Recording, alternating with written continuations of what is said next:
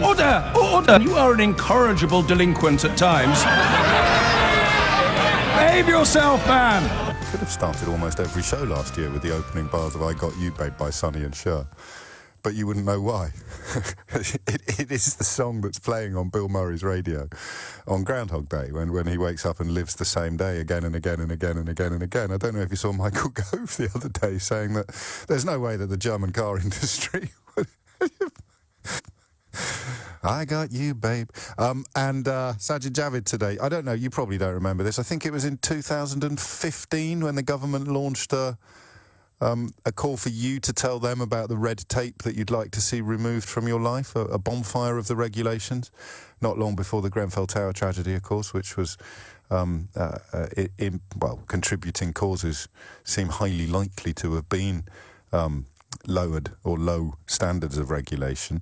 But they've done it again, and I had to read this story twice. Chancellor Sajid Javid will use his budget next month to launch a Brexit red tape challenge, inviting members of the public to propose ways in which Britain might diverge even, from the EU rulebook.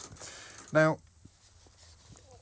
I mean, I would actually, and you're not going to believe me when I say this, I would have welcomed a hiatus here, a period of calm and quiet reflection, and the battle is lost. You know, the war is over. We have left the European Union. But it's astonishing to me how many people, and I don't mean ordinary punters, I mean senior politicians still don't seem to know what that means.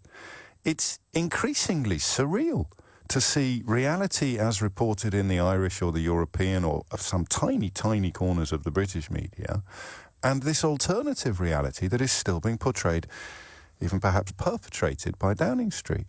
So, given the number of people who insisted, sometimes furiously, that they were voting to leave the European Union because of all those damn laws, I mean, forgive me, but I cannot exaggerate the change in my professional life that has been effected by being the bloke that asked what laws. That's it. That's it. That's my shtick. That's my act in a nutshell. You may very generously consider me to have some other qualities, but basically the reason why I became a sort of rallying point, not even for Remain campaigning, but for asking the questions that every journalist in the country should have been asking, but I did it too late, is simply by saying, well, what regulations don't you like? What red tape would you like to get rid of? And, most infamously, well, just name one law that you don't like. Off the top of my head, and I'm giving Sajid Javid a heads up on this, off the top of my head, answers we received to this question include wrapping your fish and chips in old newspapers. One perfectly pleasant woman persuaded that it was worth leaving the European Union in order to be free to once again wrap our fish and chips in old newspapers. Okay? Do you remember the bloke with the 3-pin plugs? Do you remember the 3-pin plug fella? Who'd somehow been persuaded that if we stayed in the European Union, they were going to abolish 3-pin plugs and he'd have to change every socket in his house. 3-pin plugs. Fish and chips. Now, I've already been uncomfortably self-referential this morning, close to self-congratulatory, of course, but there's nothing to celebrate here, because I don't think that there are any particularly potent regulations that the Chancellor of the Exchequer is going to be invited to abolish when we diverge from the EU rulebook. It's quite incredible. The concept of the UK diverging from EU regulations is at the heart of Boris Johnson's Brexit policy, but more than 3.5 years after Britain voted to leave the EU, ministers have yet to articulate exactly what they mean. Michael Heseltine, I think probably correctly, has suggested that the inability of ministers to say which rules they would abolish is rather troubling. So how do you want to do it? There's part of me today that would like you to come up with genuine suggestions, because I think one of the strange recalibrations of 2020 is this notion that we all need to start pulling together, which is fine by me, as long as you show me where we're pulling from and where we're pulling to. So if there are genuinely things, after all these years, that you think could improve your life, I think most obviously, given that these are going to be mostly business regulations and the invitation is going to come in a budget, he's calling it a Brexit red tape challenge. Now, for a moment, I want you to wonder whether Sajid Javid is trolling Boris Johnson. Everything's so mad. Apparently they call him Chino. Have you seen this story? They call him Chino. Sajid Javid, Johnson's closest advisors call him Chino, Chancellor in name only. Dominic Cummings wants him out. Boris Johnson has promised him he'll be in. So Sajid Javid can console himself with the knowledge that Boris Johnson has never broken a promise in his life. Yeah, hashtag sarcasm. And here we are with the Chancellor of the Exchequer saying, well, we've done it now, we've left, so what was that thing, what was that reason you had for doing it? Remind me the reason you had for leaving and we'll make it better. And listen, I'm going to say every 5 minutes, the battle is over, the war is lost, we're out. But if you still can't give me a reason for why that's a good idea, wow. 0345 6060 973. So the Chancellor of Boris Johnson's government, the Chancellor of the Exchequer, is inviting members of the public, a few days after we left the European Union, 3.5 years after we voted to do so, he's inviting members of the public to tell him in which areas Britain might diverge from the EU rulebook, as it's called. And I'm really torn this morning because I don't think you're going to ring me. Because I genuinely don't think there is anything. You know? You could, if you wanted, I suppose, claim that it doesn't matter that I can't name any rules, it's the fact that we don't have to follow them unless we want to, that I can't even bother constructing that ludicrous fig leaf, an offence to your own intelligence, let alone the intelligence of the people you're trying to inflict it upon. So what do we do? Do we go over our own greatest hits today and you can remind me of your favourite contributions to this question? What do you want to get rid of? What law do you want to get rid of? And remember, has to be something that would improve your life or my life or both of our lives. Let's do it. Let's see whether or not Sajid Javid is going to get a groaning inbox as a result of this.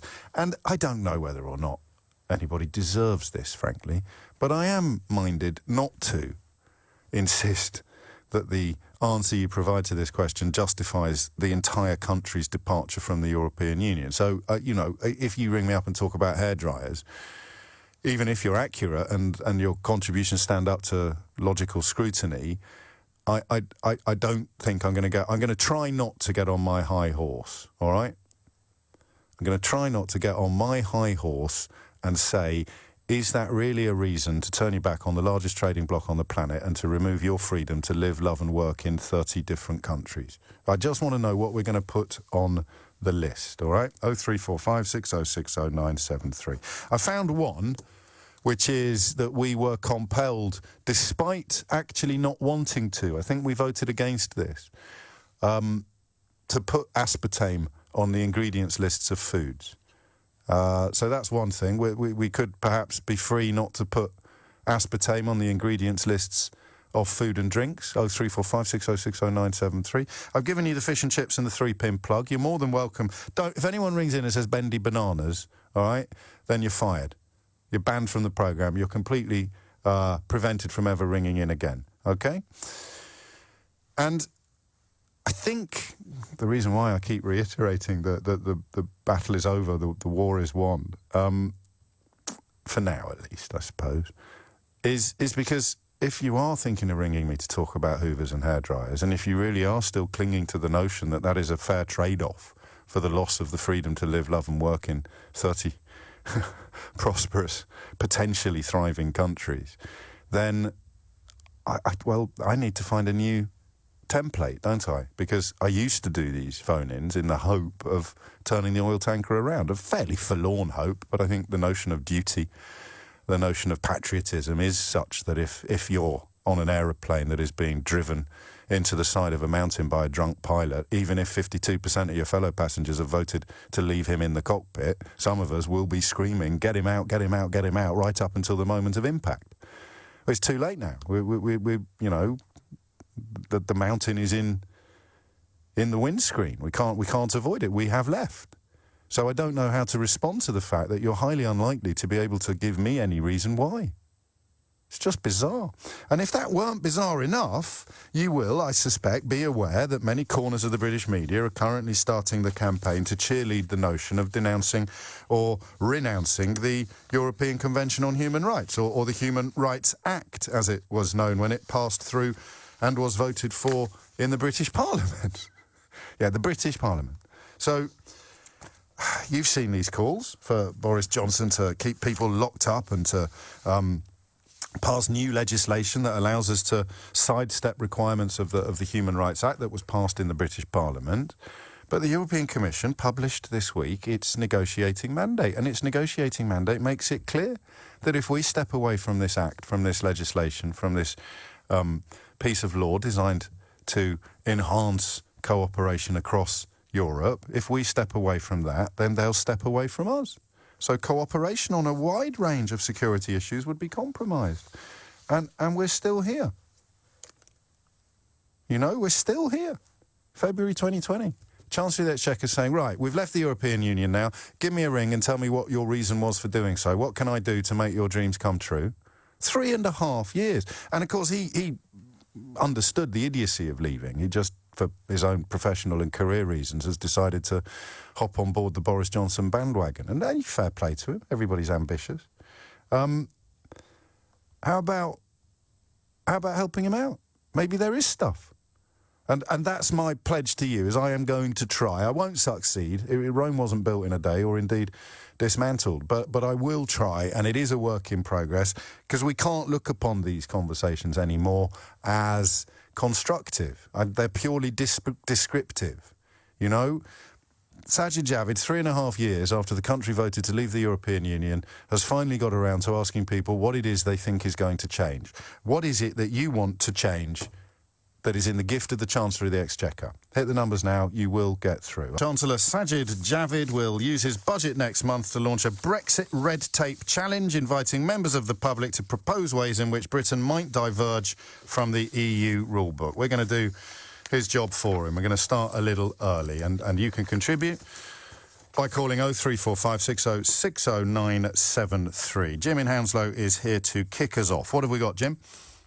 Hi, James. Yeah, well, my view is that we should look at every bit of legislation that's been passed since 2008, really, and go through it. And so I think he'll probably need a little bit more specifics than that, won't he? I've thought, well, maybe. But, so let's help him out with some specifics. An example for you would be, say, the energy calculation on washing machines. Yes. It's not fit for purpose.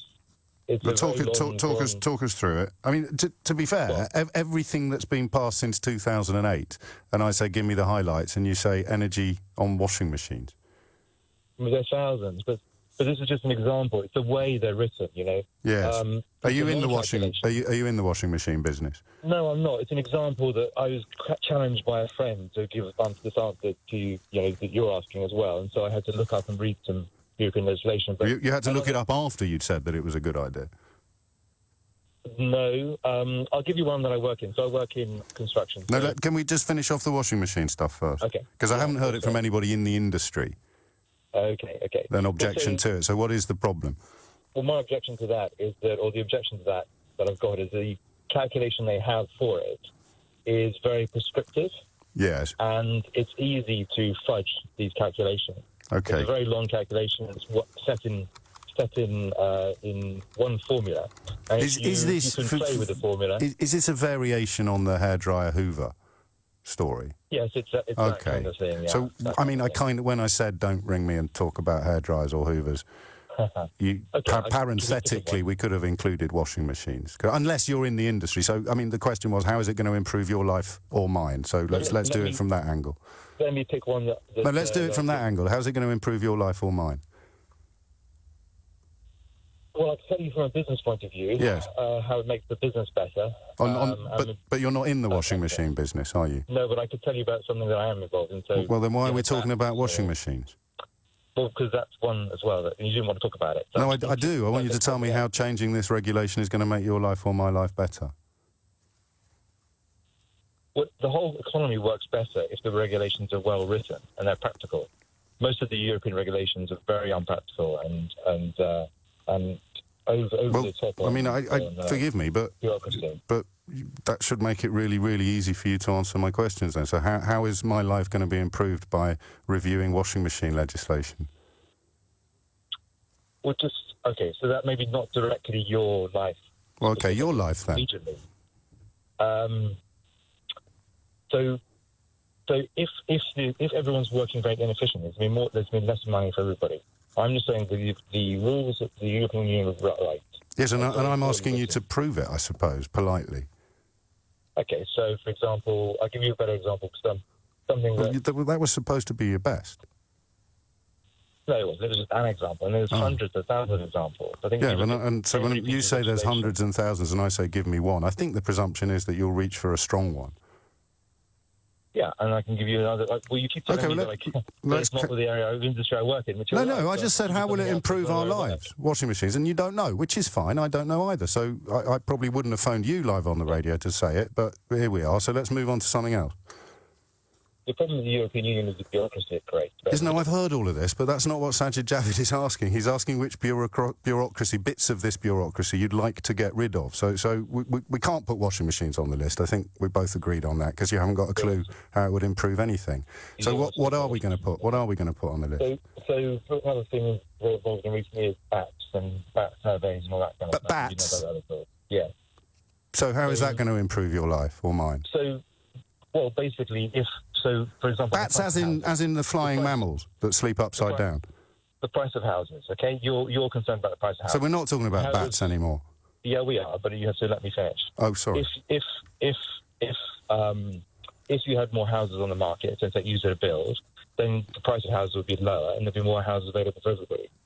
So one of the things that holds up development on building sites is the fact that you have to go through ridiculous procedures for checking for bats and protecting the bats, and you can't do things that would actually prevent the bats coming in. You can't do. Okay, so I'm going to put that down. So we tell Sajid Javid we want less protections for bats. Not protections, but just relevant protections, because. So we don't want. Okay. So around. Right. So which bit of the current legislation would you change first? Do you think, with regard to the bats? Well, for bats, you've got to go through it. I mean, the American legislation is pretty good. It's much better quality than ours, than the European one. So I would start with something like the American legislation. So what are the big differences? What are the big differences there?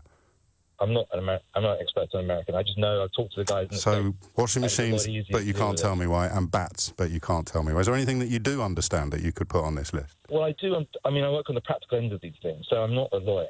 But all these things need to be drafted by lawyers, but they need to be done on a practical basis. No. But you can't say that they need to be drafted by lawyers until you've explained why. And all you've done so far is say the words washing machines and bats. So what is the problem at the moment with the current legislation in ways that everybody would understand? And that's why, in many ways, it's good that you're not involved in the washing machine industry or indeed in bat surveys, because you've got an understanding of it and you can just share it with us in layman's terms, can't you?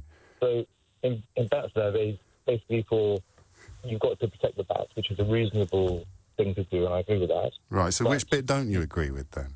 The way the legislation is written is that every bat, whether it needs to be protected or not. I'm going to put you out your misery now, Jim. I think. I mean, with the greatest of respect, I for one wonderful moment, I thought that you were having a bit of fun and joking around, but oh my God, you're serious. Anne's in Berkhamsted. Anne, what are you most looking forward to? It's the Working Time Directive. So there are companies and organisations all over this land who have to record that people work on average 48 hours or less over a 13-week period. Yes. It's costing us all a fortune to do that, to record it. Right. And we're all sidestepping it because we either belong to other organisations so we can get our hours up, or we just ignore the whole thing. And actually, the whole legislation is a farce.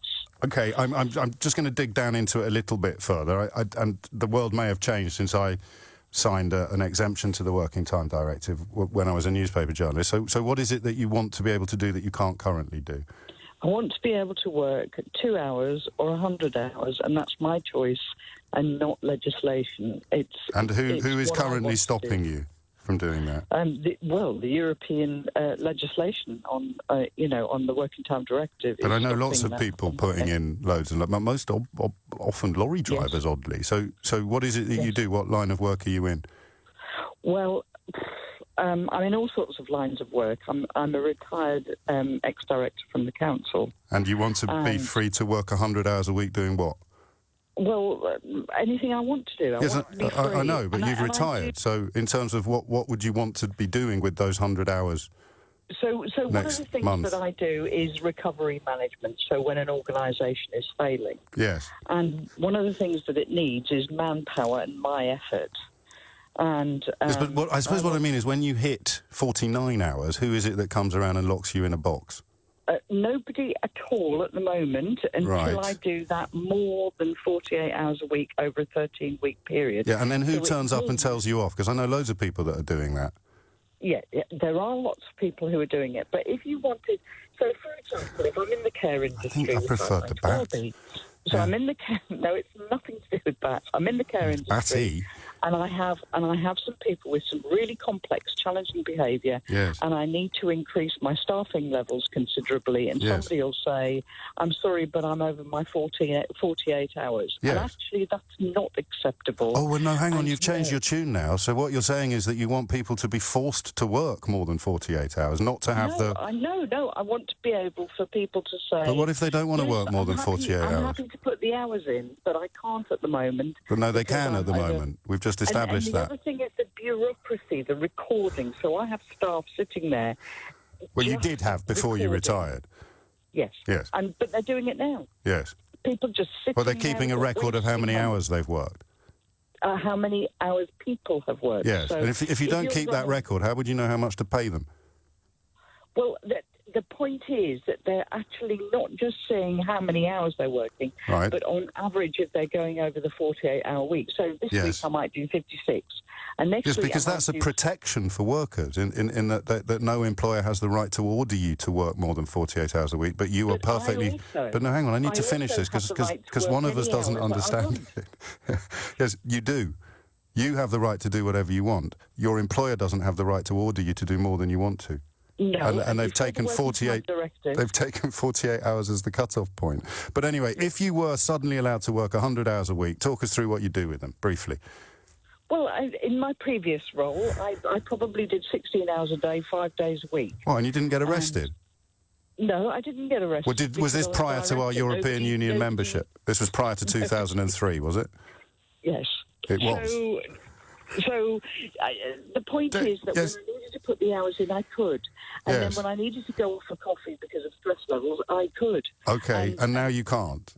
That's just not true, but have a wonderful day. It's 10:30. Well, Sajid Javid's not going to be very happy with us. We're trying to preempt his invitation next month to invite members of the public to propose ways in which Britain might diverge from the EU rulebook. And so far, we've got... nothing, really. I mean, there was a fellow who wants to destroy the habitats of endangered bats and thinks that he can't currently do that. Well, he didn't, actually. That's not fair, because he wanted to protect the bats, but not as much as... Oh, I don't know. And then we had a nice lady who hates the fact that employers aren't currently allowed to order their staff to opt out of the Working Time Directive. And please stop sending me messages about how many hours a week you work and how many of you have signed exemptions from the Working Time Directive. I already knew that. Paul's in Chelsea. Paul, what are you going to put on my list? Hello, John. Please go easy with me, mate. I would ask Sajid Javid to bring back the death penalty. What, in the budget? No, on this list of European rules. Yeah. I mean, it is a budgetary requirement, but I suppose... given that the bats and the washing machines and the Working Time Directive hasn't gone very well, you want to bring back the death penalty? Personally, yeah. Because correct me if I'm wrong, James, your knowledge is probably far superior to mine on this, but I'm sure it's the Europeans that don't allow us to hang people. When did we abolish it? I think it was wasn't it under Tony Blair's government? The last working gallows got taken out. The death penalty was abolished under Tony Blair's government. No. Well, no, that's not what I asked. When did we abolish the death penalty? In the 60s. And when did we join the European Union? 73. Yeah. Yeah, but it was a very different world, James. We didn't have the same level of terrorism as we do today, vile crimes. Well, I know, it's the suicide bombers are the worst, aren't they? No, I'm not talking about suicide bombers. I'm talking about the ones that got shot that in kills Streatham policemen and London Bridge. And so who would be top of the list then? My mouth, I rang up with a legitimate point, and here you are making it. I love it. Why are you getting why are you being such a snowflake? Because who would you kill first? What do you mean? Who would I kill first? Who's the best? Like Rosemary West. I think she's dead, isn't she? Okay, there we go. Have a good day, James.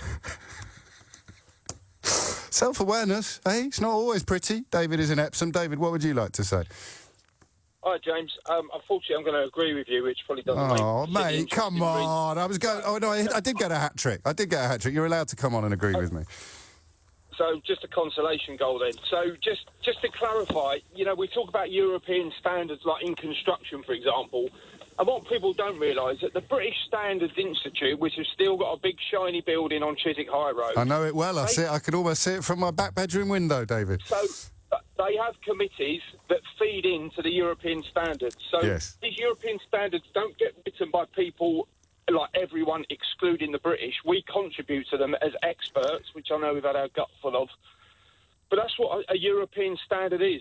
It's made up of committees from every country. So when they say about European norms we have no say in, we do have a say in them. Well, I know that, and you know that. But is there anything that we would look forward to getting rid of? Well, I don't, but I've said my piece, and I've been defeated. Same here. Welcome aboard, David. Welcome aboard. Yeah. This old vessel. And how does it? I mean, on an emotional level, I'm struggling to see the bright side. But I mean, as I've mentioned a million times on the programme, I'm very, very well insulated, relatively speaking, from some of the problems that may be on the horizon. I suspect some of the people calling me up, except the lady who hates the fact that employees don't have to work more than 48 hours a week if they don't want to. I suspect that they're not that well insulated, and there is no schadenfreude here, is there? There's just a sort of strange sense of wonder. Well, it's just a bit depressing, really, but I suppose we've just got to get on with it now. Just got to get on with it. So nothing from you for Sajid Javid either. The death penalty, actually, I think, to be fair to Paul, I don't know why he got in such a tizzy about it. I think that actually is valid. I mean, it's unlikely to pop up in a budget, but I think that if we pull out of Article 2 of the European Convention on Human Rights, we would be able to. But then we're back to the other problem, because he did mention terrorists, and as I mentioned at the top of the programme, the European Commission's negotiating mandate is pretty clear on what would happen if we withdraw from any elements of the European Convention on Human Rights. They will withdraw from many elements of current cooperation on security and intelligence. So, I mean, weigh it up. 10:39 is the time. Sorry, Sajid, still sort of struggling a bit on this one, mate, but we'll hang in there. I'm sure it's just a matter of time. James is in Newcastle, for example. James, what have you got? I've got regulation on things like bananas and food that goes to waste because it's substandard in the EU's eyes. So not really. Well, it's a budgetary issue, I don't know, but I think it's So what happens to the food at the moment? Well, it's wasted. If a banana's not the right shape, then it's... You're joking me. No, I'm serious. No, you're not. I am, because... You've rung in to talk about bendy bananas. Yeah. Well, it's better than bats and whatever else we've had, is it not? No. It's actually worse, because I hadn't heard about bats and washing machines before, but the bananas line has been rubbished from pillar to post for the last 20 years. Well, food wastage in general is not something that could... Well, that's the bit I don't understand. Food. So you think that bananas that don't measure up to a certain standard all get thrown away into a big bin? They're not sold, or, carrots that are a strange shape aren't sold in the same packets as the ones that are... They are in other European countries. 5 inches long. They are in Greece and France. Well, I think things are improving because they've started selling them, but they sold them as a separate section of wonky vegetables where they could always be mixed in together. That had nothing to do with EU membership. There is an EU regulation on bananas. I'm not kidding you. It's a real life thing. Yeah. Mind how you go, mate. All right. Stay away from sharp things. Andrew is in Chigwell. Andrew, come on, mate. Hello, good morning, Chip. Let's go. I would love to lower the threshold on what how much the nurses or nursing profession have to pay to get into Europe, to get into our country to start working, and actively pursue non-EU citizens like the Filipinos, Nigerians, to come and fill in the spaces that we are left where there are no nurses, because we have been restricted on the nursing population. Just start, Andrew. Just start again, and remember that we're looking at an EU regulation that we can get rid of, which is the regulation you're referring to. Yes, the EU has restricted us on employing worldwide a larger availability of nursing. How has it done that? How has it done that? I believe that there were quotas on who can work, who can come in and work into the EU through various registration. But I thought we had uncontrolled immigration. We had uncontrolled immigration from the EU. But the European Union can't legislate for immigration into the UK from non-European Union countries, can it? I know, but since we have left, we now can actively pursue workers from out. No, I suppose I'm asking you why we couldn't do that before. I believe that there were quotas of how many people. Yes, but there weren't. You see, so I mean, R. Kelly believed he could fly. It doesn't mean he sprouted wings. Of workers. No, but we could have done.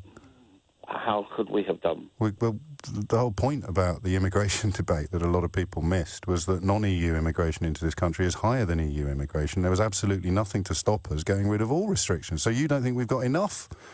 No, I'm saying that there should be an elimination. Yes, but your fundamental premise is completely bonkers. There are no quotas.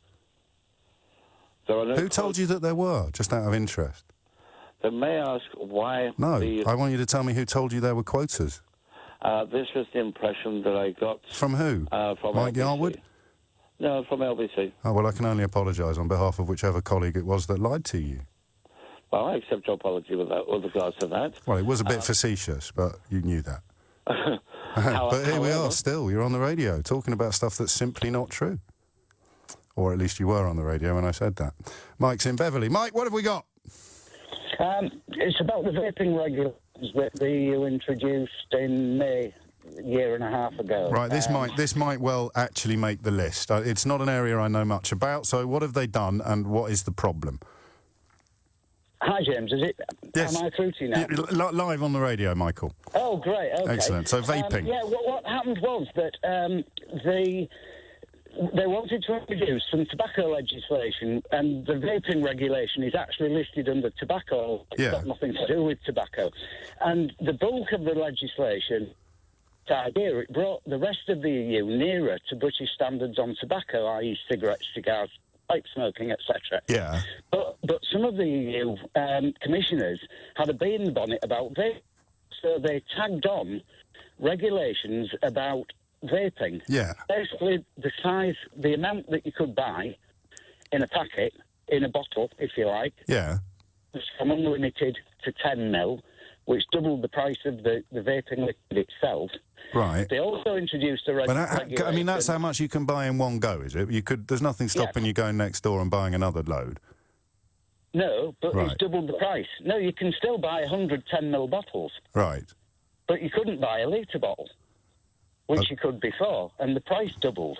Okay. Because you're buying it in 10 ml bottles. Well, do you know, I am in complete ignorance on this issue. So if we needed to put it in an easily digestible nutshell, you want heat-not-burn tobacco products to be cheaper.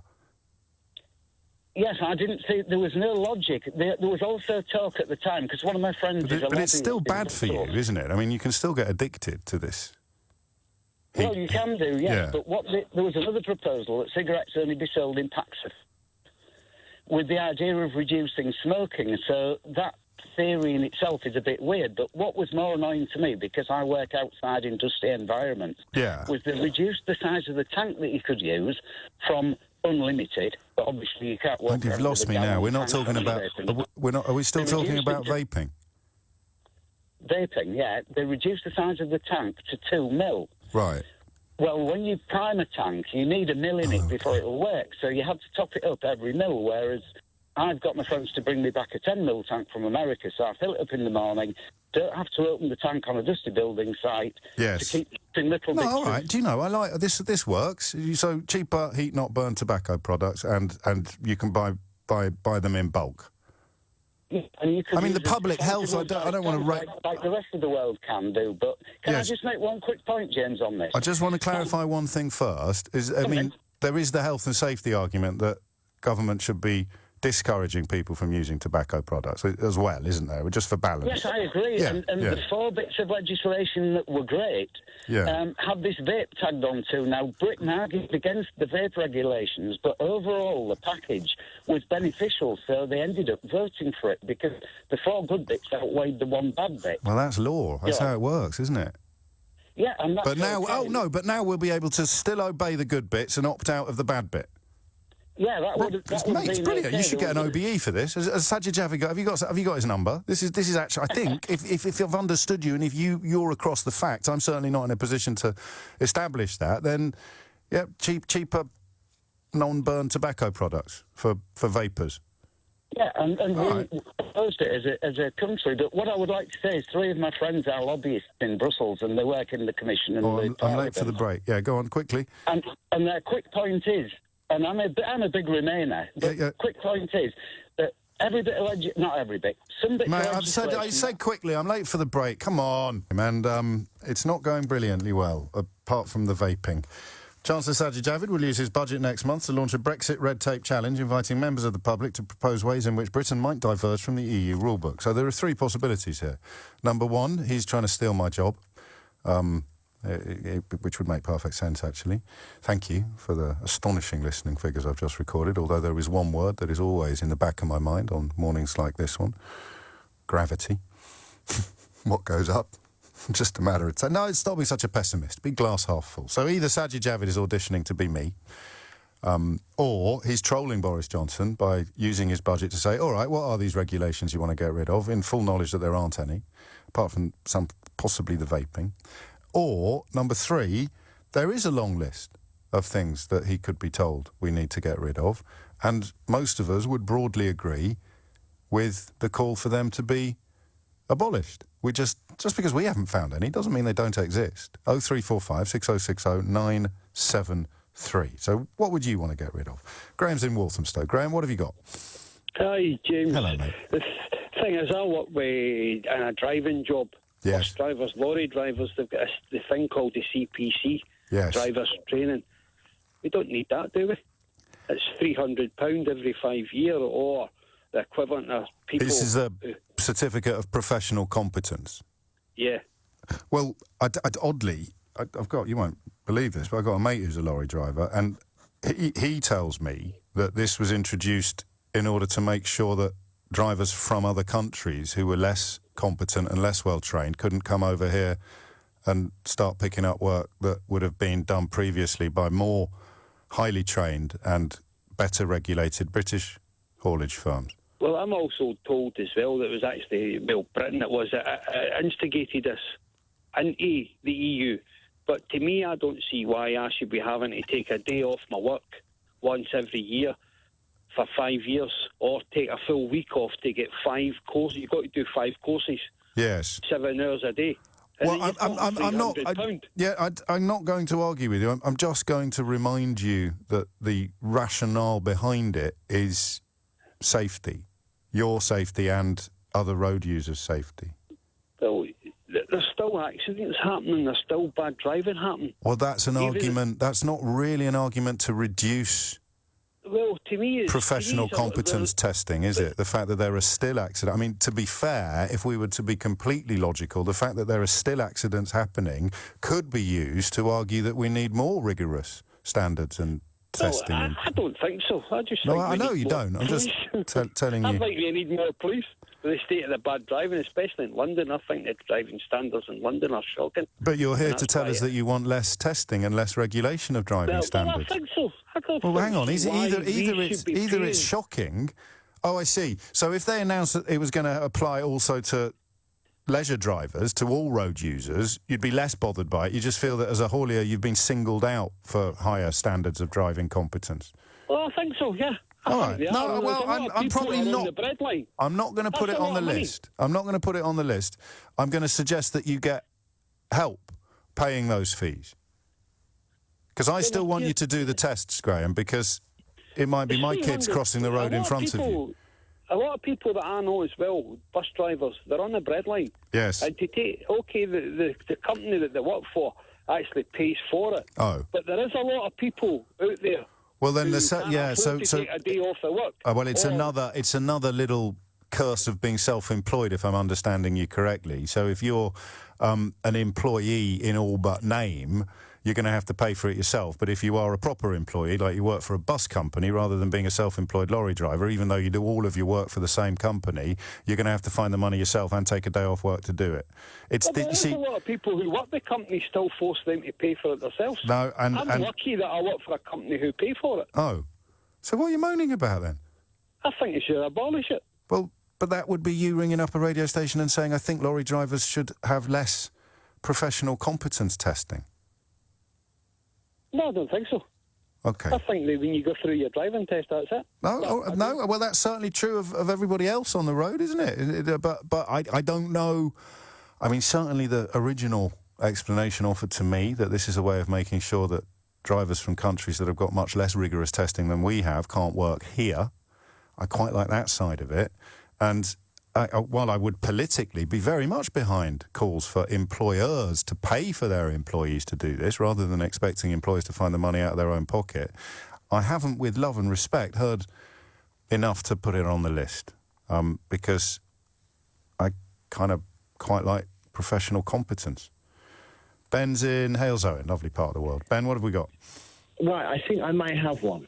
Yes. Bear with me. I will. So, the Bosman ruling in football. OK. Now, how can I impress you with my knowledge of Halesowen the minute you mention football? Who is the most famous football player ever to come out of Halesowen town? That would be Lee Sharp. Oh, you've stolen my thunder, you git. Carry on. Yeah, so the Bosman ruling, which was brought in through the European Union, which allows footballers to move for free at the end of their contracts. Yes. Now, the people who benefited from that are the agents. It's also seen, there are... Bosman was a player, wasn't he, not an agent? Yeah, yes, John-Mark Bosman was the player who felt that the rules were restrictive, where clubs' contract finished, but the club could still demand a transfer fee. Yes. So the benefits of this have been the agents, and also what it's seen is a bigger increase in the number of foreign players coming into the game. And some people, I don't think I would, but some people might argue... It does. I'm just going to pause you briefly. It does definitely benefit the players. The idea that you wouldn't be able to move to a new club at the end of your contract without your old club getting money was a restriction of trade. Now, because that money will involve a percentage for the agent, you can certainly portray it as beneficial to the agents, but the agents don't get any money if the player's not earning. No, they don't. But I think there is a case for saying we might want to look at the Bosman ruling, because wouldn't clubs low down the food chain, they do rely on that money, and also and so no, hang on. So this would involve people reaching the end of their contract and not being able to start work somewhere else until money had been given to their old employer. That's what used to happen. Well, that sounds like a really bad thing to go back to. I think perhaps it's not about... What if North Norfolk Digital come in for me after the latest radar figures? North Norfolk Digital come in for me and make me an offer I can't refuse at the end of my current contract, and I would have to give money to LBC to go and work for North Norfolk Digital. I feel perhaps you're building a straw man. Do you? Well, tell me how. Because I think rather than... If the option is going back to, fine, I agree with you. If the option is evolving to something different, then that could be worth looking at. And there is also an issue here, James. So my club, West Bromwich Albion, we had a young player called Louis Barry, who went to Barcelona for $235,000. That's a flat fee. Yes. He's then been sold to Aston Villa by Barcelona, who still haven't paid us for $1 million. I'll take your accusation of having constructed a straw man. I don't know whether it's fair or not, but I'll happily take it on the chin. But I don't know that we should necessarily be rescinding the Bosman ruling that meant players could move to a new club at the end of their contract without their old club receiving a fee, because Barcelona had Oh, well, played a bit of a blinder with Louis Barry, mate. Sorry. It's 4 minutes after 11 and it's Groundhog Day. I didn't think we'd be doing phone-ins like this anymore. And to be honest, I was quite... I wasn't exactly sad about that. But here we are. Sajid Javid's Brexit Red Tape Challenge essentially channels 3.5 years of the James O'Brien Show on LBC. He wants you to tell him which EU law you're most looking forward to getting rid of. In fact, he wants you to make suggestions. This is part of the coming budget next month. What is it you would most like to get rid of? There's something about vaping that I do think, with respect to Michael, although most of us probably don't think that we should be increasing the amount of tobacco products or the ease with which people can buy tobacco products, I think he at least made sense, although I was ignorant of a lot of the issues he touched on. I'm afraid that having regular testing for professional drivers, although it does seem very unfair that self-employed drivers who essentially only have one client have to find the money and the time to take those tests themselves, I'm afraid that regular testing for professional drivers probably not something that we'd want to throw on the scrap heap.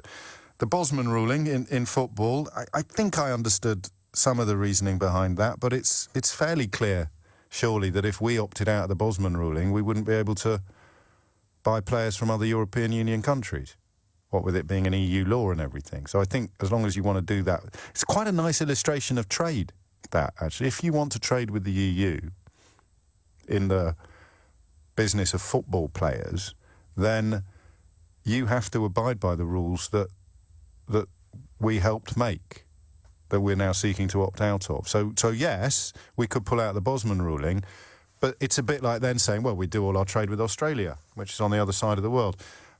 We pull out of the Bosman, and I'm getting Bosman and Bosnich mixed up, so I nearly said I think Bosman was Australian, actually, but he wasn't. So do you see what I mean? So when they say, and I'm sorry, because I know an awful lot of you are still falling for it, but when they say that we'll be able to replace our trade with the largest trading bloc in the world that is so near you could swim to it, when they say, oh, we can replace that with America or Australia or Alpha Centauri, they're talking undiluted crud. A lot of them don't realise it themselves, which is why I refuse to buy into this all levers are thick narrative. A lot of the very, very senior people in this story, they don't understand it either, because you've heard them say this. I mean, who on earth would say, well, the shop at the end of the road is closing, but it doesn't matter because I could go and buy stuff from Australia. So the football thing, I think, works. As in, yeah, OK, we're opting out of the Bosman rule. OK, that's fine. Well, we can't trade with you anymore. That doesn't matter. We'll get all our players from Brazil.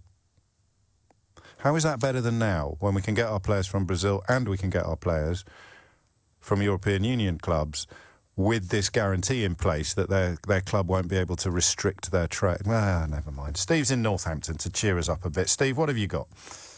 How about cheaper electric bikes for all your listeners, James? Well, yeah, OK. How's that going to work? Well, there's a tariff, an EU tariff on all bikes from China, all electric bikes from China. Yes. Of between 30 to 50%, which got slapped on in 2018. Right. And I am a manufacturer of electric bikes. Are you? So I had to where is your manufacturing plant? Taiwan. Taiwan, yes. It would have been China, but now it's going to be Taiwan. Okay. And I pay a 6% tariff to buy the bikes from Taiwan. And if we'd have to have a free trade agreement with China for this to work, wouldn't we? We would. Well, technically, as we speak now, there shouldn't really be any tariffs on the bikes. It should be a 0% tariff, because if we renegotiated it, there's a 0% tariff on if I were going to buy a bike from Italy. But unfortunately, the bikes cost more from Europe than because of labour costs. Yes, I know, I understand that, and I suppose people working in manufacturing in Europe will be less excited by this plan. But this is true. I just want to be 100% clear on what I understand from what you're saying, because we don't have a free trade agreement with China. So if we opted out, tariffs would still apply.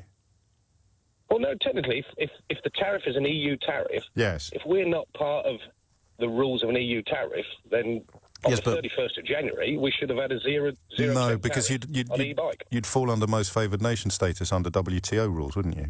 And what would the tariff on that be? What do you think? You're the one that makes them, I don't know. Is it true? Well, all I know is at the minute I'm paying 6%. Yeah, and all I know is that if we don't have any trade agreements at all in place with a country, then WTO tariffs apply. But the point that I'm trying to make is that the EU applied a tariff of 30 to 50% because the German electric bike and Dutch electric bike manufacturers consider that they were losing money to Chinese selling cheaper e-bikes into the EU. Yes, and this is where keep the prices up. Yeah, no, and I get this, and this is actually a genuine area of departure, because I would say I quite want German and Dutch governments, and indeed British governments, to protect the jobs of British workers, but someone like Jacob Rees-Mogg would say that's a protectionist racket. And for once, he'd sort of have a point, because you want to maximise your profits, as everybody in business does. It doesn't make you a robber baron or a master sweep, but you can't do that paying European wages. No. So you would rather pay Taiwanese wages, but sell into a European market. But the European Union has to protect that market, otherwise we'd never make anything. But what it means that all your listeners who in London and elsewhere who want to buy an e-bike will have to pay more just for this reason. Yes, so but WTO tariffs would apply. So we both need to do a bit of homework on how much they are. But they're not 50 to 80%. No, but nor is the tariff from Taiwan. The tariff from Taiwan is 6%. Yeah. So that's what you're currently paying. That's correct. So what if WTO is more than that? It's possible, but I don't think it is. But all I do know for definite, the EU tariff on a Chinese bike is between 30 to 80%. Which is a heck of a lot. Which is a heck of a lot. Yes. So basically, the EU... But we're agreeing that it's there to protect workers in European plants. This is true, but but unfortunately, by doing that and protecting these workers, which is great, which is fantastic, it means that all those people in England have to pay more money for our products. And this is I'll put this on the list, actually. I mean, we'll check on the WTO tariff situation, but it won't just be e-bikes. It will be, there's loads and loads of countries in the world that they put tariffs on because otherwise they would completely undercut all European manufacturing, because they don't have the regulations in place, they don't have minimum wage legislation, they don't have workers' protections, they don't have health and safety legislation. So you can make an e-bike in China for buttons. What the European Union does when it introduces those tariffs is essentially say, well, it's not actually going to be viable for you to import these into our market. We have to make it unviable, because protecting workers and minimum wage legislation and things like that is expensive. James, if it was protecting British jobs, I mean, obviously we're protecting Dutch jobs and German jobs. And there's the problem, you see, with a single market. British jobs, European jobs. I might say that's acceptable. But are there any factories in Britain doing this? No, I'm trying to set one up. Well, there you go, you see. But I can't do it at the minute because the EU tariffs on the bikes that have to import makes them too expensive. But the Germans and the Dutch are doing it, you said? The Germans and the Dutch are doing it, but they want to keep the prices... No, I'm not arguing with you. I'm just pointing out that cheap bikes at the cost of third world sweatshops is something that a lot of people would go for. But they need to know what it is they're going for and why these protections are in place. And with respect, you can talk about British jobs, but not in the context of a single market, because a single market legislates to protect everybody in that market. It is a historical coincidence or a legacy that there is not the manufacturing plant that you describe on these islands. But there is elsewhere in the European Union and the single market, which is why the legislation is in place. I'm sure we could, if we sat down and put our heads together, find an area of manufacturing that we do more than other countries do. And therefore we would benefit more from the single market's integrity. But that's the point, the integrity of the single market. But I'll put it down. I'll put down cheaper stuff made in countries with considerably poorer standards than us. And that, I mean, you might not realise it, but that puts you on the same page as Jacob Rees-Mogg, whether it's beef full of hormones that, you know, I wouldn't give it to my children, but obviously some certain type of politician wants people to be free to give it to their children, and cheap shoes for peasants. As long as the factories don't have to observe European or British standards, then they'll be able to knock the stuff out for a fraction of the price. And if we remove the tariffs, someone's going to make a killing. You are going to make a killing shipping it in from countries that don't live up to our expectations of health and safety, minimum wage legislation, workplace protections and workers' rights. It sounds like I'm being snide, but I'm not, actually. 11:13 is the time. James is in Leicester. James, what have we got? Sorry, it's my first time on the radio, so I'm a little nervous. No, it's only me. I'm a pussycat. Sorry.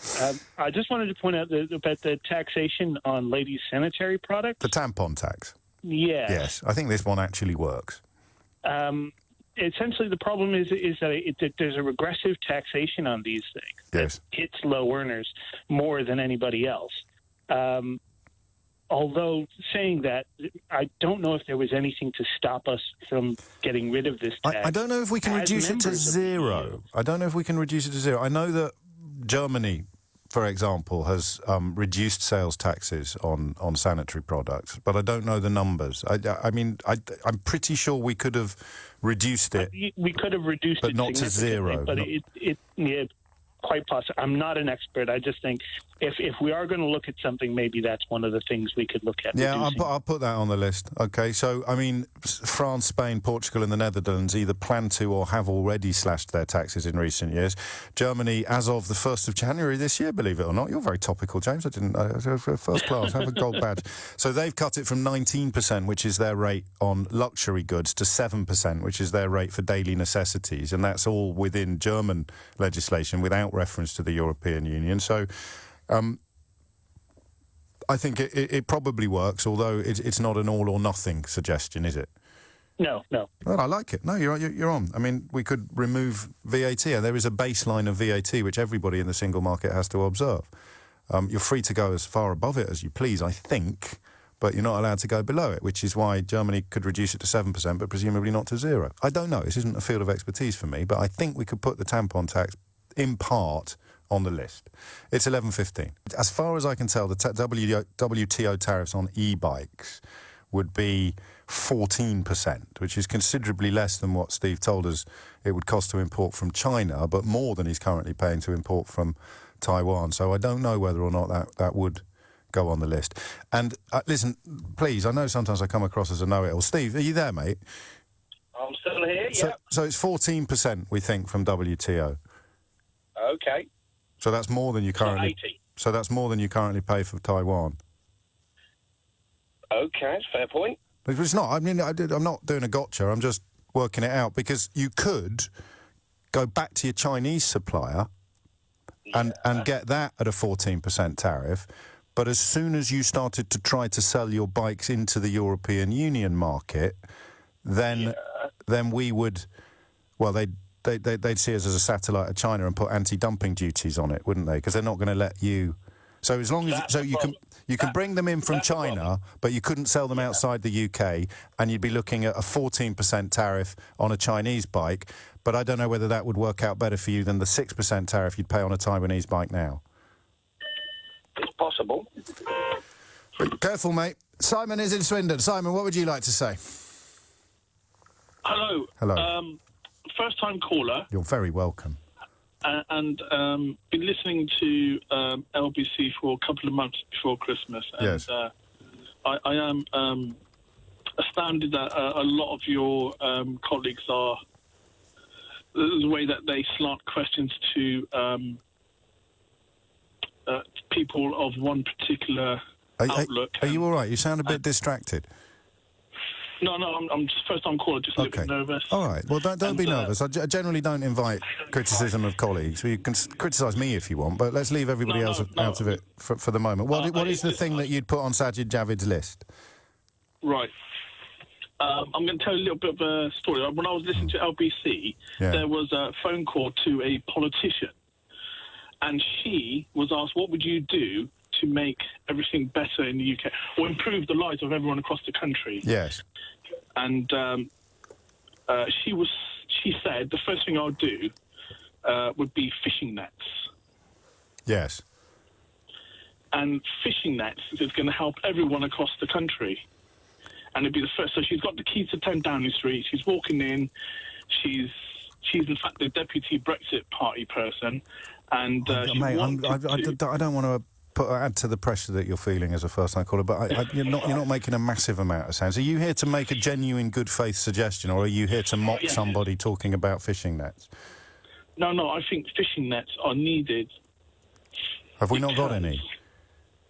Yeah, we've got some, but we haven't got enough apparently, and we need to get more. Right. So that we can help everyone in the country. So that'd be the first thing I put on Sajid Javid's list. Right. Are you in the fishing industry? No, I'm a cabbie in Swindon. Yeah, Swindon. But somehow you've come away with the idea that we need more fishing nets, and we have to leave the European Union to get them. No. What? To help improve the country. Yes. I ain't got a clue. Because I don't know what. That makes two of us. I don't know what would help us improve leaving the biggest trading bloc. That is. So you are taking the mickey out of someone who was talking about fishing nets. You're not here to make a good faith suggestion that we need more fishing nets. I think it's to do with the mesh, the thinness of the mesh, isn't it, or something like that? Is it? I don't know. It's your topic, mate. Yeah. No. I was trying to allude to the fact that the mess that we're in, the politicians with 30, 40, 50 years experience on top of their shoulders. Yeah. The best suggestion they've got... Yeah, no, well, right, we're on the same page, you and me, I think. So you are pointing out, if you'll allow me, in a rather long-winded and slightly convoluted fashion, so you're pointing out that a lot of the people that pop up on the telly, or indeed the radio, speaking from positions of authority, would struggle to tie their own shoelaces, particularly when it comes to European Union membership and fishing. I have no beef with that at all, hormone injected or otherwise. It's 23 minutes after 11. It's Thursday. Mystery Hour will be upon us at 12. I am currently minded to take this up to 12 because, well, partly for nostalgic reasons. I mean, there isn't anything, is there? That's the most incredible thing about the last 3.5 years. That there is next to nothing on the question of why. Why are you doing it? Oh, to get rid of that thing. What thing? Don't be so condescending, asking me to actually explain myself. But there will be things. We've got something about vaping. Hugh's in Battersea. Hugh, what would you like to say? Hi there. It's a second-time caller. You're very welcome. I think I may have finally found a reason for leaving. Well, I need to establish in advance whether or not you're doing this with your tongue in your cheek or not. My surname's Von Andre. Carry on. In 2014, yes, restaurants were told they could no longer give you a pot. Is that a pot? Yeah, a bowl of olive oil. Right. To dunk your bread into. Yes. For health and safety reasons. Yes. Which is why now we get given bottles of olive oil. Right. Which, by the way, puts out lots of small artisan olive oil producers who produce much better olive oil than those big mass-produced ones, because they can't afford to make glass bottles, etc., or have the kit and equipment. But you could buy it in a big vat and pour it into bottles yourself in the restaurant. In fact, I'm pretty sure that's what they do. So you have to have it in a bottle now. You can't get it in a bowl so you can have a communal dunk. No, but you can. The bowl is on the table, but you pour the oil out of the bottle into the bowl. Yes, but you can now just have it in the bowl. You don't even have to pour it yourself. And I think, James, and this was the one reason I could only give to anyone for why I would vote to leave, and still no one's actually confirmed. Go on. I think when I was younger, we used to have crisps and olives and nibbles in pubs on the bar. Yes. I think. And I was told by a publican years ago, so it may be wrong, that they were banned from doing that. European rules, health and safety. Yeah, every time I go to France, Spain, whatever. I was about to say, but I still get it here. I mean, you can buy a bowl of nuts from the Bull's Head, which is within spitting distance of my front door, and they come in a bowl. Yeah, but I don't think they leave them on the bar. You choose to do that, but they don't leave communal ones just in case John Thomas didn't wash his hands. Well, I was about to say that the old... is it a real thing, or is it an urban myth? Because I don't really want... If you've just been for a wee, mate, and you haven't washed your hands, and then you have a handful of nuts off the bar, I don't really want the next handful. Well, no, I agree with that, but it didn't kill me in the 30-odd years that I did have them. But that's not really a reason to leave the European Union, that you've never caught urine poisoning off a peanut before. Well, I was rather hoping that might be the one reason for leaving. I don't think it's going to work. I don't think it's going to... I mean, first of all... what sort of a condescending metropolitan liberal elite dips their bread in olive oil, for a start? What's wrong with dripping? That's a good point. Thank you. That's a good point. Thank you, Thank you. Big snob person. It's outrageous. And if you were... I mean, that story, there were stories, all schoolboys knew the story about how many different types of urine had been identified in a single bowl of peanuts on the bar at the Dog and Duck. And frankly, if it wasn't true, it's too late now. The damage is done. I think that Hugh's tongue was firmly inserted into into his cheek. 11:27 is the time. And this topic actually didn't start off this way, although I do understand perhaps why it heads in that direction. What have we got? We've got nothing. And even if there are a couple of things that here fit the bill of what Sajid Javid is looking for, and there might well be, but they're never going to be enough to say. And that's why we're leaving the largest trading bloc in the world and surrendering our freedoms to live, love and work in 30-odd countries. They just aren't. So, and then when people turn around and say, you just don't get it, do you? What they really mean is, please don't explain what the real reason is. Because if it's got nothing to do with laws, and it's got nothing to do with sovereignty, and it's got nothing to do with what's left? Don't like foreigners. No! How dare you say that? All right, what else is there? Bats. Pardon? Bats. And washing machines. And it used to be funny. But it's not funny now, because we've jumped. We've jumped. We've driven off the cliff edge. And it turns out there weren't any parachutes built into the vehicle. We're all living on a prayer, as John Bon Jovi so famously observed. Can I squeeze John in? Or should we come to him after the news bulletin?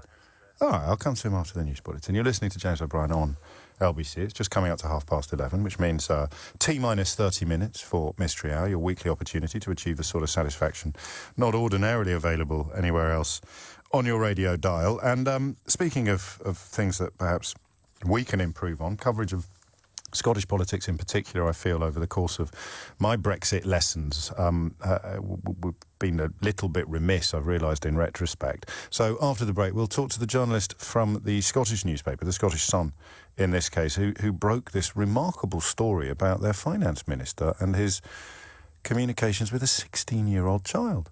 Well, I say child, that's loaded, actually. Boy, human, man. It's an amazing story, which you need, perhaps, if, like me, you suffer from an anglicised bias. You have to imagine what would happen if the Chancellor of the Exchequer in London had been found to be indulging in this sort of behaviour. Then you get an idea of how big a story it is in Scotland, and arguably should be here. One of the great lessons of the last few years is that much London media has not paid sufficient attention to events in Scotland. It's why this gulf politically feels as if it's growing at the moment. We are, in our own small way, trying to redress that, but to be fair, it's rather easy to do today because the story broken by the Scottish Sun regarding the now former finance minister is an absolute humdinger of a scoop. And when I say that, I'm being very Fleet Streety. I'm not suggesting that there's anything to celebrate about what this man has done, but the journalism involved is gratifyingly old school. And Chris Musson is the journalist responsible. Forgive me for asking you to provide us with an idiot's guide, Chris, but the finance minister, just remind us how big a job that is in Scottish politics. Yeah, absolutely. I mean, Derek Mackay he's the finance secretary of the Scottish government. He's in charge of the $43.5 billion budget, which he was due to unveil today, this afternoon. He's an incredibly big deal, not least because he's the bookie's favourite and has been for a long time to succeed Nicola Sturgeon when she ultimately goes. So he's a big face in Scottish politics, and today was meant to be his big day, and just by sheer coincidence we have come across these details in recent days and pieced them together for the story today. I just raised a little eyebrow there, which I'm sure you did. Was that a sheer coincidence? Because, you know, the tales of the stuff in the Sun's safe are legendary, and the timing here couldn't really have suited you better. Well, if only the apocryphal safe. We know it's.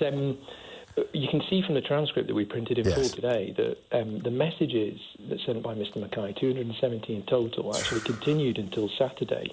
It was only at the weekend that we became aware of this, and we became aware of it without going into the details and nitty-gritty. We became aware of it because the mum became aware herself only last week. The mum of the boy. Right.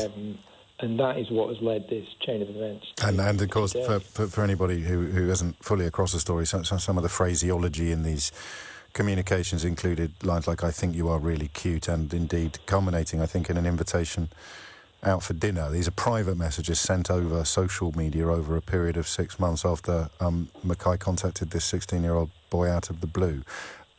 Is this? It's over for him now, do you think, politically? Yes, it would appear to be. This morning he resigned. Well, going back to last night the Scottish Government didn't say anything. They just declined to comment after we briefed them on the story. There was obviously a huge response overnight on social media, and this morning a statement went out at 8 a.m. where Mr Mackay resigned, a choreographed statement. He resigned, and Nicola Sturgeon said it was right for him to resign. He's resigned as finance minister. He's still he's resigned as finance secretary, but finance secretary. he's forgive still me. an MSP, right? And there's no obvious mechanism to get rid of him as an MSP. There's no recall act or anything at the Scottish Parliament, so he remains an MSP. And as of now, unless something's changed, while I've been on the phone, we don't know. He's still got the SNP whip. Right. Now, 20 minutes' time, Nicola Sturgeon's going to stand up at First Minister's questions before the budget is delivered. And she's going to make a short statement, we understand, on Mr Mackay. Okay. So more may be revealed then. But at the moment, he's still an MSP. He's not resigned as an MSP. And he's still got the party whip, and he's entitled to a golden goodbye, a resettlement payment. So watch this space. Is the lad all right? Have you been in touch with the family? Because it can't be much fun for them. We're in touch with the family, and all relevant support is being offered to them. We've been extremely careful with this. So just what I want to stress. No, of course.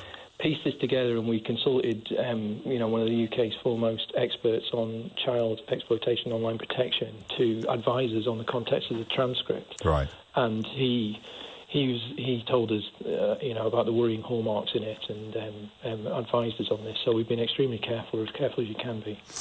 Have you heard from the new boss yet? It's not bad for you, is it, to have a scoop like this just the day after the Sun announces a new editor-in-chief? I know, yeah. The email went around yesterday, and we were like, wow. But anyway, better crack on.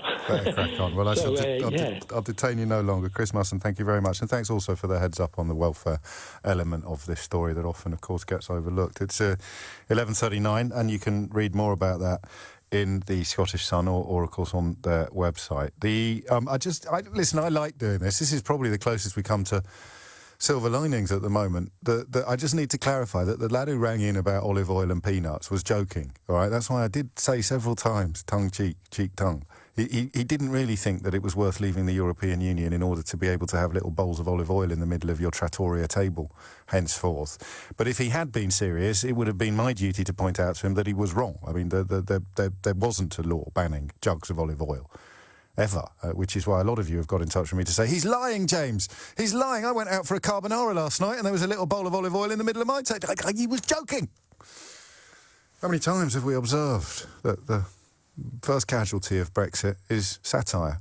How the hell do you make jokes about stuff when reality is like this? It's 11:40. I've been on the air since 10 o'clock, and so far, reasons for leaving the European Union involve, or at least, if anybody still claims that they want to leave the European Union because of all those pesky laws and regulations, then they've got an opportunity now to tell Sajid Javid which laws and regulations they'd like to get rid of.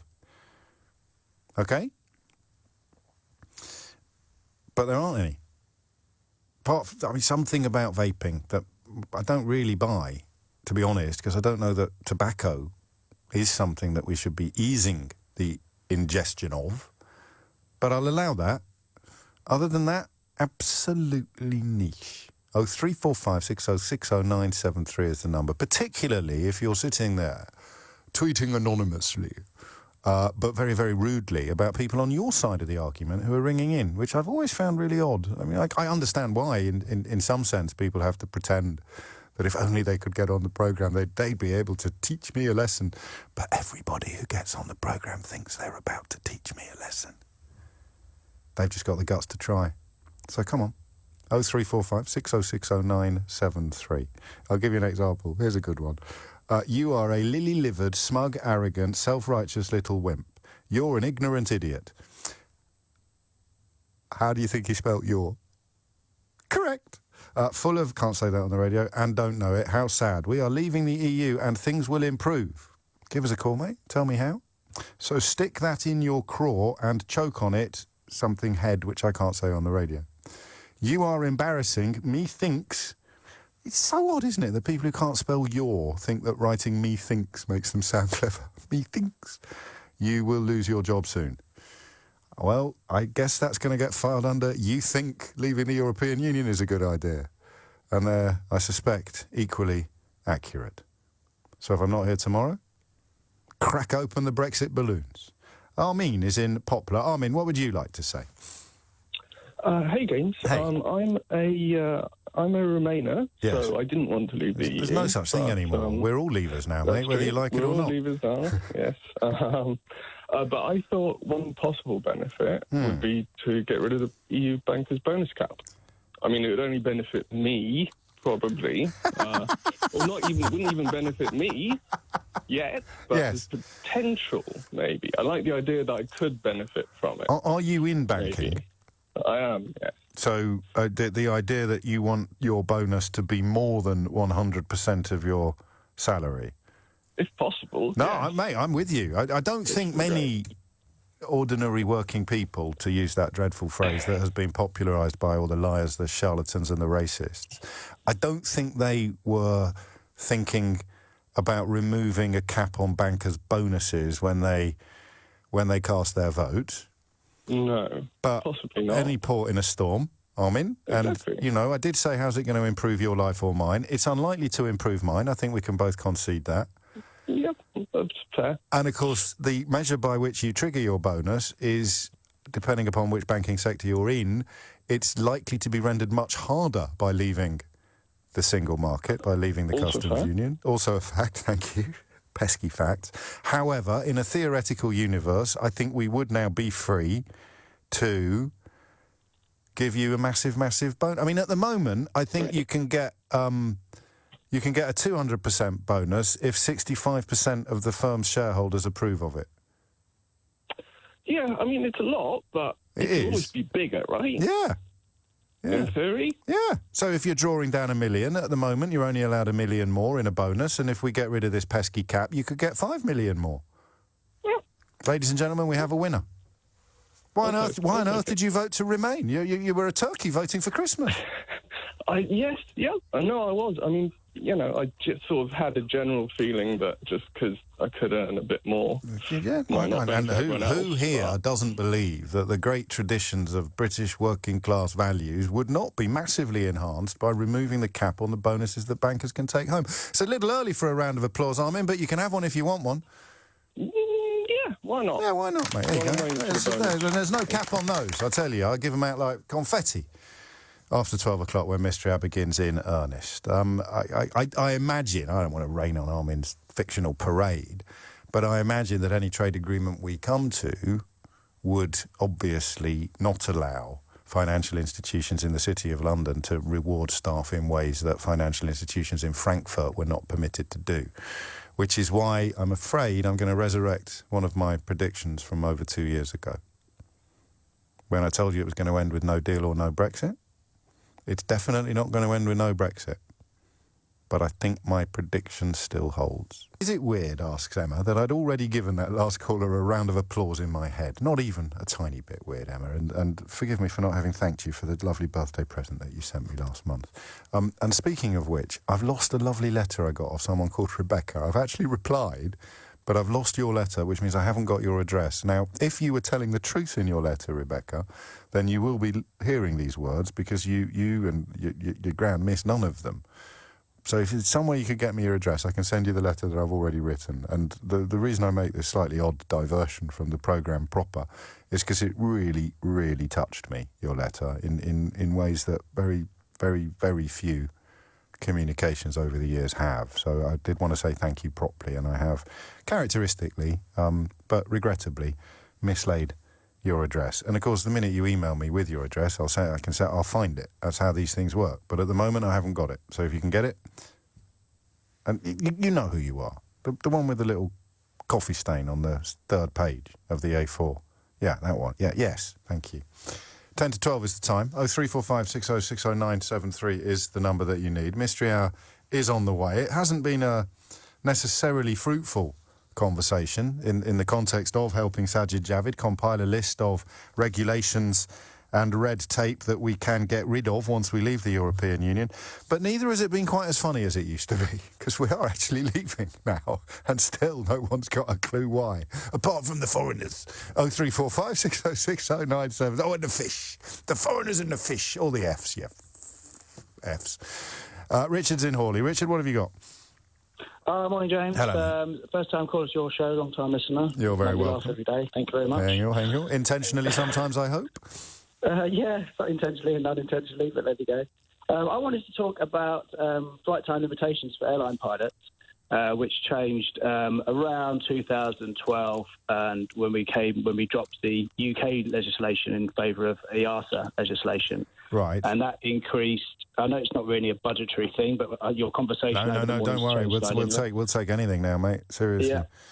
Well, what basically happened was the UK had a set of rules which we flew to, and every other member state in Europe had their own rules, and Europe said, well, what we want to do is have a set of rules that everyone abides by. Yes. Unfortunately for the British pilots, British pilots were some of the strictest and most stringent rules based on long-term standing scientific research. Yeah. And the European legislation, particularly a lot of the Eastern European legislation, was very lax. And the EU said, well, we were going to meet somewhere in the middle. So it was always going to end up badly for British pilots because our legislation... Now, this is, if I've understood you correctly, this is oddly the polar opposite of the call we took from the lorry driver. Did you hear that call? Yeah. Yeah, I see. Well, exactly. I mean, a lorry driver can drive for about 5 hours without a break. I'm just speculating, but I think that's what it is. But he was cross about legislation that was introduced to provide a level playing field, so that largely Eastern European contractors couldn't come over here with less training and less qualifications and nick his work. But he was unhappy with that because it meant he also has to go through the testing. This is different in that it's the same principle in place, but you're actually asking for more regulations to be put in place than we currently have. We are, yeah. What I'm advocating for is we go back to the British set of rules, which, were, in my view, were safer and much better for the flying public. I like this. Unfortunately, I mean, there's a couple of problems about putting it on the list, Richard. Okay. Because I think when he talks about the red tape challenge, he's not really looking for more red tape. Well, what I'm suggesting is we do away with their red tape. The changes they made, which made it a lot worse. I know, I've got it. Back to what it was before. Yes, so we get rid of the red tape, and we bring back some red, white, and blue tape.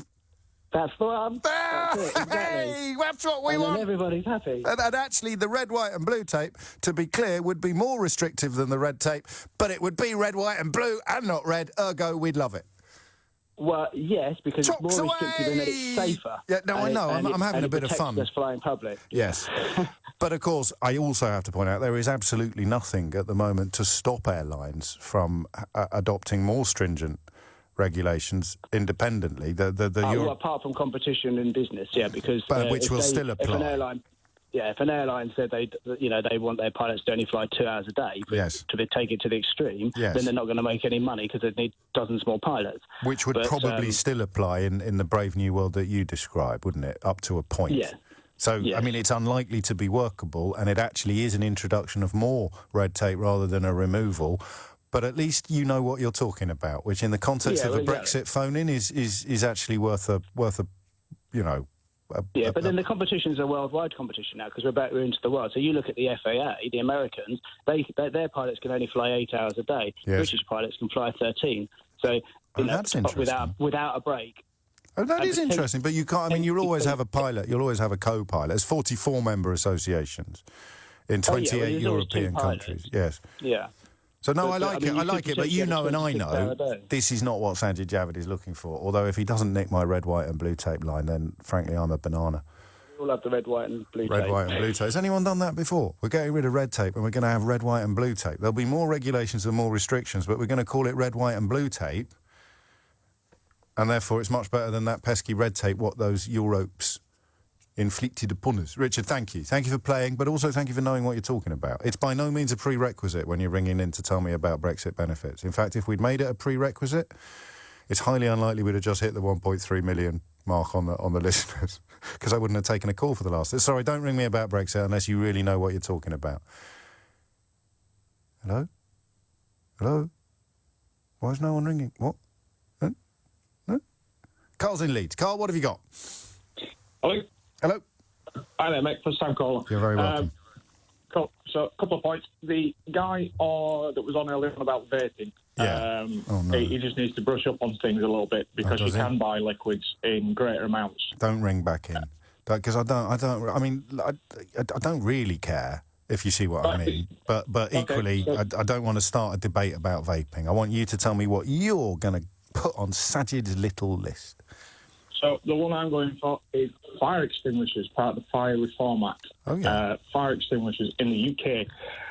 Before the Fire Reform Act was solid in full colours. For example, a foam one would be a beige colour. Yes. So if you stood at one end of a room, and saw and needed a fire extinguisher, you could see from that end of the room what colour that fire extinguisher was and whether it was appropriate for what you needed to use it for. Yes. However, when we got the regulations that were updated, the fire extinguishers now have to be solid red in colour with a 2-inch band. Now, fire extinguishers get turned around and moved and such like that, so it's not always possible from one end of a room to see what colour that band is other than it's just red. So you're potentially wasting time by running all the way up from one end of the room to the other to see what kind of colour fire extinguisher is to whether it's appropriate to what you use it for. Whereas from the other end, back to the old colouring system, you could see and determine straight away. Why did they change it? That we no longer leave. Why did they change it? To match up to the EU regulations. No, I know, but why? To literally just to be aligned with what they have in Europe. Yes, but there would be a rationale behind the move. As far as I'm aware, the only rationale was to be aligned. In March 2018. Way so that when you are moving around within Europe... No, I know what aligned means. Not that long ago, I was the only person in the country that did. But I'm just wondering what if the people behind this legislation were here and we said why do you have it that way in Europe? And they'd say, well, because X, Y, and Z. And then why do we have it in Britain? Because we've aligned with Europe. So there's a bit of chicken and egg, but I'll take it. God knows I need something. I've got very little else. Are you in this industry? Are you in this trade? I'm fire warden. I'm fire trained. Right. I've been a fire warden for years, and I've been involved in various firefighting tactics. I'm not actually a fully qualified. No, I'm not trying to trip you up or anything. It's just because I look stuff up while people are talking to me, and certainly in March 2018, it was still the case that your foam extinguisher would be cream, your powder one would be blue, your CO2 one would be black, and your water one would be red. That's correct. In the assumption, though, the full colour is still red with a band of blue or a band of black or a band of beige. Okay. Whereas the previous, it was the canister would be a full beige colour. It would be a full blue colour. It would be a full black colour. Yes, so it's like the little bit at the top, isn't it? The cap at the top. Yeah, there's like I think it's a two... I think the regulations... No, but you can't, mate, you can't not see it. It's right at the top under the nozzle. Yeah, but if you stood at one end of the room and you can just see it make out... then you shouldn't be a fire warden until you've got your glasses on. Right, but for argument, if you are in a hurry... Yeah. If you stood at one end of the room, you can see whether that's beige or not, if it's fully beige. If you can't make it out... It might blend in. No, you can't. If it was... What if it was... The band doesn't go the whole way around. No, but what if it was in front of a beige wall? No, what I'm saying is, if someone's picked that fire extinguisher up and turned it round for whatever reason, for argument's sake, they've knocked it over with a coat when they're leaving, they pick it up and just put it back, the band does not go the whole way around. It's only on one side of the fire extinguisher. I bet we could do if we wanted, couldn't we? We could, but they haven't so far. No? Well, I think I'll put it on the list. I mean, it's not a reason to leave the European Union, but of course you're not suggesting that it is. No, of course not. It's something we could rescind to make things maybe easier. if we're fully across the facts and can conclude that it's something that didn't need to be done in the first place. There you go, fire extinguishers. Every day's a school day. Thank you, Carl.